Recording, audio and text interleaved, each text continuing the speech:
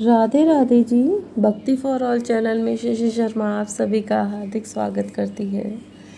बैसाख की चौथ आ गई है और इसका व्रत उपवास, इसके नियम, बैसाख की चौथ को सबसे बड़ी चौथ, जो 4 चौथ हम मनाते हैं उसमें से एक बड़ी चौथ ये है, तो चारों में से एक चौथ बैसाख की भी लोग वक्त करते ही हैं, माताएं महिलाएं करती हैं। तो इस दिन व्रत के दिन तो दोपहर को 2 या 3 बजे के आसपास एक पाटा धोकर थोड़े से गेहूँ रखकर उस पर चांदी की चौथ माता या अन्य चांदी की कोई चीज़ जैसे अंगूठी है, सिक्का है, माता के प्रतीक के रूप में रख लेना चाहिए। फिर जो हमारी गोटे पत्ते की साड़ियाँ हैं या जो भी सूट है, जो भी आप पहनना चाहें, पहन करके रोली, चावल, मूली, काजल, बिंदी, मेहंदी, गुड़, पैसे, इन सब चीज़ों की से पूजा करनी चाहिए। और लोटे को भी सातिया बनाकर लच्छा बांधना चाहिए, मतलब मोली बांधनी चाहिए। और हो सके तो इस दिन हल्दी, कुमकुम, मेहंदी, लच्छा, गुड़, घी का दीपक, 5 पीटी, 1 लड्डू गणेश जी का प्रसाद का, 1 चौथ माता का कसम्बुल का पुष्प आदि पुष्प पूजा में ले लेने चाहिए। और इस दिन मुख्य रूप से विनायक जी की कहानी भी होती है, क्योंकि संकष्टी चतुर्थी है तो हमारे संकट तो हरती ही है। जिस तरीके से इस बात से पता चलता है संकष्टी चतुर्थी है तो संकट हरने वाली है, क्योंकि जी मानव जन्म हमें मिला है, मनुष्य का जन्म मिला है तो संकट तो आएंगे ही। तो संकटों को हरने वाली संकष्टी चतुर्थी भी है।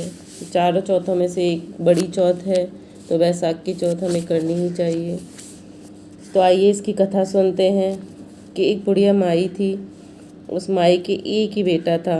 वो अपने बेटे की सलामती के लिए 12 महीने की चौथ का व्रत करती थी। हर चौथ को पंसारी से 1 दमड़ी का गुड़ और 1 दमड़ी का घी लाती थी, 4 लड्डू बनाती और 1 लड़के को देती, 1 से पूजा करती, 1 हथकार कर निकालती और 1 रात को चांद उगने के बाद स्वयं खा लेती थी। एक बार उसका बेटा अपनी ताई से मिलने गया तो उस दिन बैसाखी चौथ थी। तो ताई पूजा कर रही थी। तो ताई, आप तो साल की 4 चौथ ही करती हो, मेरी माँ तो 12 चौथ करती है। तो ताई ने कहा, बेटा तेरी माँ को तो गट का चौथ करती है, मतलब खाने के लिए करती रहती है। तू जो भी मेहनत करता है, कमाई करके लाता है, तरमाल खा करके उसे उड़ाने के लिए चक्कर में पड़ी रहती है। तू परदेश चला जा, फिर देखना कैसे चौथ करेगी, कर पाएगी। तो लड़के के दिमाग में ये बात बैठ गई। उसने घर आकर माँ से कहा, माँ मैं तो परदेश जा रहा हूँ। ताई सच कहती है कि यहाँ तो मैं जितना भी कमाऊँ तो उसे खाने पीने में उड़ा देती है। माँ ने उसे बहुत समझाया पर वो नहीं माना। माँ ने उसे चौथ माता के 5 आंखें देकर कहा कि ये आंखें कठिनाई पड़ने पर तेरी सहायता करेंगे। तो आंखें लेकर लड़के चला गया। राह में उसे एक शेर मिला, वो जो दहाड़ रहा था। तो उसे डर भी लगा, लेकिन उसने उस पर झपटा तो उसने एक आँखा उस पर फेंक दिया और चौथ माता का सुमिरन करके उनको याद करके कहा, हे चौथ माता, यदि मेरी माँ मेरे लिए चौथ का व्रत करती है तो शेर गाय बन जाए। तो तुरंत शेर गाय बन गया। लड़के ने सोचा, माँ व्रत करती तो मेरे लिए ही थी, किंतु ताई ने मुझे गुमराह कर दिया। खैर अब तो आगे ही चलते हैं। आगे राह में उसे एक नदी मिली जिसमें बहुत गंदा पानी था। खून, ऐसे लग रहा था जैसे खून बह रहा हो, लाल सा पानी था।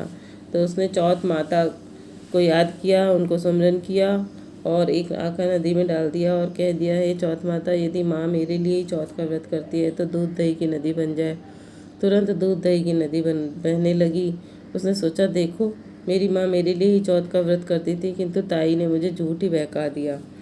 फिर भी वो आगे चला कि अब तो आगे ही चलते हैं। चलते चलते लड़का एक दूसरे राजा की नगरी में पहुंचा। प्यास लगी तो एक बुढ़िया के घर में गया तो देखता है कि बुढ़िया रोती जा रही है और पूरी पूड़े बनाती जा रही है। तो उसने पूछा, माई क्या पानी मिलेगा, आप रो क्यों रही हो? तो बुढ़िया ने कहा, बेटा तुम जान कर के क्या करोगे, पानी पियो और आगे जाओ, मेरा दुख तुम दूर नहीं कर पाओगे। लड़के ने जानने की जिद की तो बुढ़िया ने बताया कि बेटा इस नगरी के पास एक पहाड़ी है, पहाड़ी में उस गुफा में एक दैत्य रहता है। पहले वह इस नगरी में आकर कई लोगों को मार जाता था। अब राजा हर घर से एक आदमी रोज उसके खाने के लिए भेजता है। आज मेरे लड़के की बारी है, इसीलिए रो रही हूँ। लड़के ने कहा, माई तू मुझे पूड़ी खिला दे तो तेरे लड़के के बदले मैं देते के पास चला जाऊंगा। तो बुढ़िया ने कहा, बेटे पूड़े तो खा ले, पर दूसरे की जान काहे को अपनी जान डाल देगा तू। लड़के ने खा पी कर सो गया।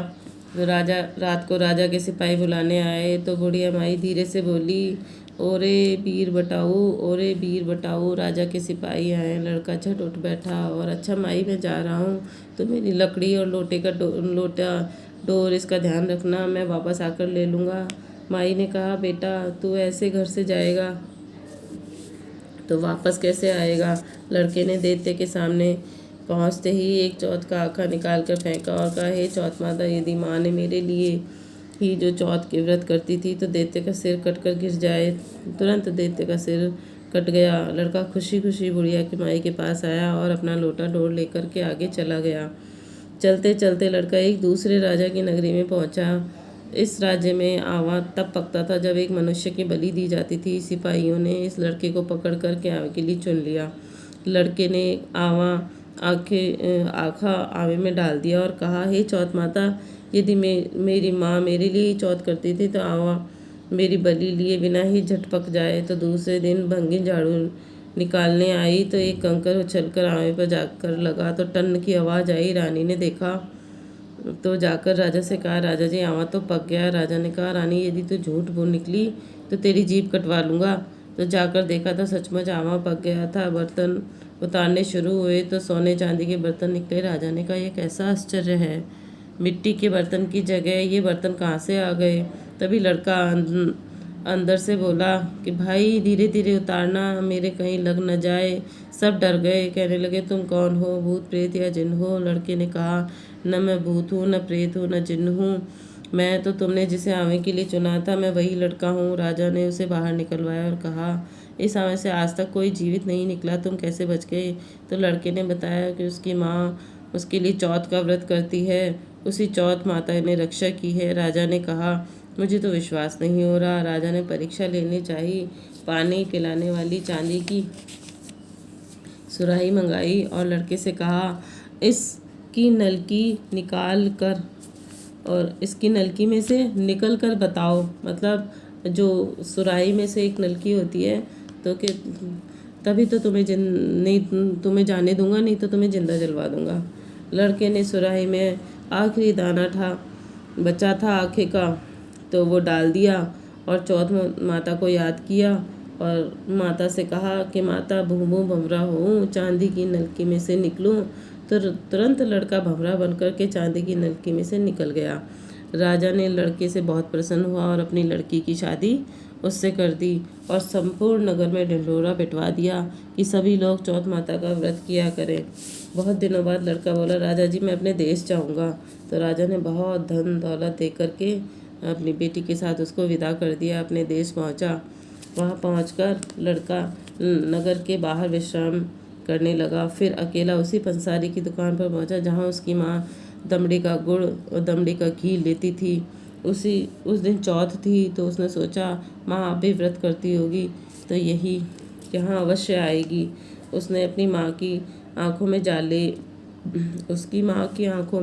जाले पड़ने से दिखना बहुत कम हो गया था। तो धीरे धीरे लकड़ी टेकती हुई आ रही थी। तो बेटे ने मजाकिया तौर पर अपना पैर लकड़ी के आगे कर दिया और लकड़ी पैर से टकराई तो वह बोला, बल रे पूत काटी, मेरे पैर लगा दी। तो माँ ने उसे पहचाना नहीं और कहने लगी, भैया तुम मुझे चाहे जितनी भी गाली निकाल लो पर मेरे बेटे को कुछ मत कहना। पहले ही मेरा बेटा तो ताई के भड़काने से आकर के मुझसे बहुत दूर चला गया है। तो लड़के ने सोचा, देखो मैं कितनी बड़ी भूल की, मैंने अपनी माँ पर शक किया। आज भी माँ मेरे लिए चौथ का व्रत करती है। वह माँ के पैरों में गिर पड़ा और बोला, माँ मैं तेरा ही बेटा हूँ, मुझे माफ़ कर दे। माँ ने उसको गले से लगाया, लेकिन नगर के लोग इस बात को मानने को तैयार नहीं थे कि यह इसी बुढ़िया का लड़का है। नदी के पार लड़के को खड़ा कर दिया और उस पर एक बार माँ को खड़ा कर दिया और माँ को लोहे की कांचली पहना दी। और माँ ने कहा कि हे चौथ माता, यदि मेरे लड़के के लिए चौथ माता का व्रत किया है वो तो कांचली फट जाए। कांचली फट गई। माँ के स्तनों से दूध की धार बह उठी तो लड़के के सीधे मुंह में जाकर गिरी। तो लोग चौथ माता की जय जयकार करने लगे और उस नगर में सभी लोग चौथ माता का व्रत करने लगे। हे चौथ माता, उस बुढ़िया के लड़के की जिस प्रकार सहायता की उसी प्रकार हमारी भी करना। बोलो चौथ माता की जय। इस प्रकार कथा कह कर के चौथ माता की कथा के आंखें पल्ले में बांध लेने चाहिए। नए आंखें लेकर के गणेश जी की कहानी कहनी चाहिए।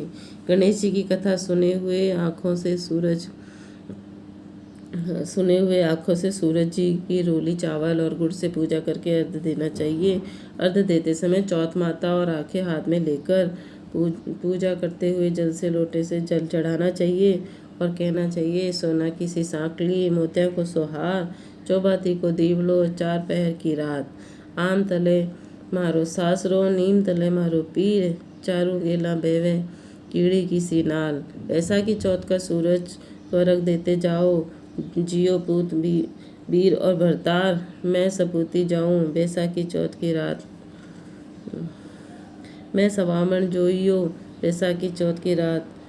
पल्ले वाले आंखों से रात को चांद उगते हुए अर्घ देना चाहिए और चांद को चूरमा हलवा जो भी बनाया है उससे जिमाना चाहिए और अर्घ देते हुए सूरज जी की जगह चांद का भी नाम ले लेना चाहिए और अर्घ देने के बाद चूरमा या हलवा जो भी बनाया है उस पर रुपये रख कर बायना निकाल कर के अपनी सास जेठानी या ब्राह्मणी को देनी चाहिए, नहीं तो अपने जेठ ससुर किसी को भी दे सकते हैं। तो हे चौथ माता, जैसे उस बुढ़िया माई और उस लड़के की मदद करी हर जगह पे, वैसे ही उस सभी की मदद करना। और ये चौथ का व्रत अपने संतान के सुख समृद्धि के लिए भी करते हैं, अपने सुहाग के लिए भी करते हैं। तो जैसी मन में इच्छा हो, अपने संतान के लिए तो सभी करते हैं, सुहाग के लिए भी करें। तो हे चौथ माता, सबकी रक्षा करना। जय राधे राधे जी, राधे राधे।